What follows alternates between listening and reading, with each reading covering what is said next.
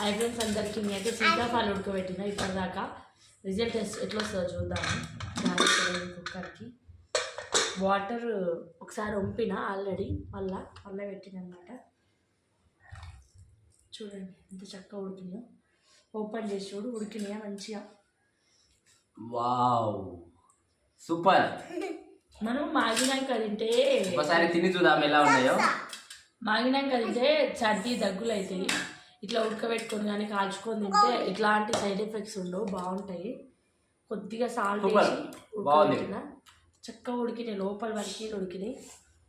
చూపిస్తుంది లోపల వరకు ఉడికినాయి. మామూలుగా మనం కాల్చుకొని తింటాం కదా, ఆ టేస్ట్ ఉందండి.